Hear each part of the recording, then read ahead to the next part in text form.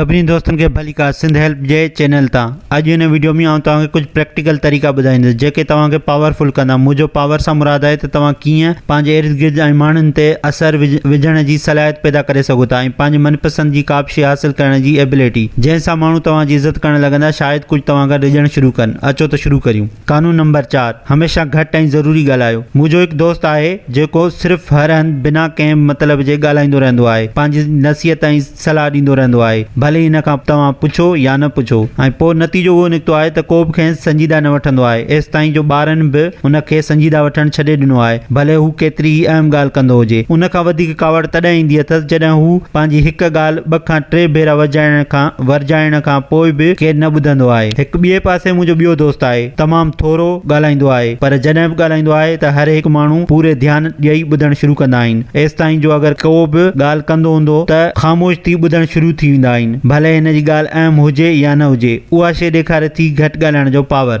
अचो त तव्हांखे घटि ॻाल्हाइण जा कुझु ॿिया फ़ाइदा ॿुधायां। पहिरियों, घणा माण्हू हिन तरीक़े खां रिवाइल कंदा आहिनि छाकाणि त तव्हांजो घटि ॻाल्हाइण ॿियनि खे वधीक ॻाल्हाइण ते मजबूर कंदो आहे। ॿियो, तव्हां माण्हुनि जे हर हिकु लफ़्ज़नि खे गौर सां ॿुधो। टियों, घटि ॻाल्हाइण तव्हांखे कॾहिं फूलिश ॻाल्हाइण खां परे रखंदो आहे। चौथों, हमेशह यादि रखो त हिकु पावरफुल इंसान माण्हुनि सां घटि ॻाल्हाए इम्प्रेस ऐं इंटीमेटेड करे सघे थो। कानून नंबर 7, असांखे पंहिंजो क़ीमती वक़्तु ऐं तवानाई बचाइण लाइ ॿियनि जे इल्मु, हिकमत, तहक़ीक़ ऐं भॼ डुक जो इस्तेमालु करणु खपे। असांखे उहो कमु कॾहिं बि न करणु घुरिजे जेको ॿिया माण्हू असां लाइ आसानीअ सां करे सघनि था।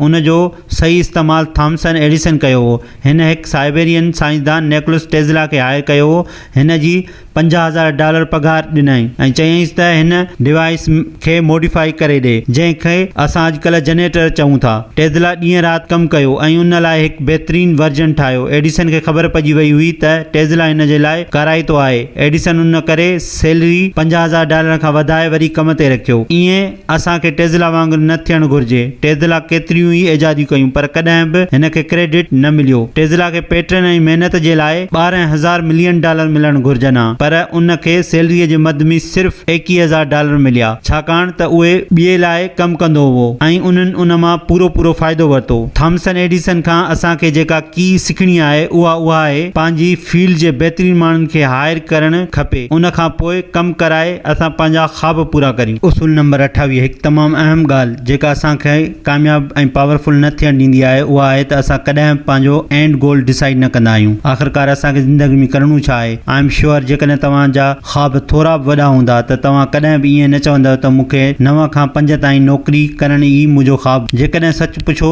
त मां बि कुझु ईअं ई हुयुसि। पहिरियों मूंखे केरु पुछंदो हो ज़िंदगी में अॻिते छा कंदे त मां चवंदो हुउसि अञा ताईं कॉलेज पियो हले, बाद में सोचींदुसि छा कंदुसि। नॉर्मल असां सिंधियुनि जी ज़िंदगी ईअं ई गुज़रंदी आहे। जीअं पहिरियां ई ॿार स्कूल वञणु शुरू कंदो आहे त 10हीं क्लास में सुठियूं मार्कूं आयूं त साइंस न त कॉमर्स आर्ट खणंदा आहिनि। उहो असां सभिनि सिंधियुनि जो गोल्डन रूल आहे। उहो मूंखां बि थियो। स्कूल में सुठियूं मार्कूं आयूं, मेडिकल कॉलेज में दाख़िला न थी ऐं पोइ मां सॉफ्टवेयर इंजीनियर थी वियुसि। जेकॾहिं मां किताब पढ़ण ऐं मेंटोर खां सिखणु शुरू न कयां हा त मां बि जॉब ॻोल्हियां, अलाए केसि ताईं जॉब में फाथो पियो हुजां ॿियनि जा ख़्वाब पूरा करण में। पर हाणे क़िस्मतीअ सां किताब पढ़ण ऐं मेंटोर खां सिखण बाद मूं वटि हिकु स्पेसिफिक गोल आहे त वधि खां वधि ॿियनि माण्हुनि जा ख़्वाब पूरा करण ऐं उन्हनि खे कामयाब बिज़नेस कारोबार करण में मदद ॾियणु। सुठी ॻाल्हि उहा आहे तव्हां बि दुनिया जा कामयाब इंसान थी सघो था। तव्हांखे ॿियो कुझु बि न, सिर्फ़ु उन्हनि वांगुरु माइंड सेट ऐं नॉलेज खपे जेका तव्हांखे हिन चैनल तां मिली सघंदी। अचो त कंक्लूजन जे तरफ़ हलूं। अगरि तव्हांखे कामयाब थियणो आहे त सभ खां पहिरियां ई एंड गोल डिसाइड कयो, उन खां पोइ जेको रिक्वायर्ड स्टेप्स आहिनि उहे खणो। ईअं न कयो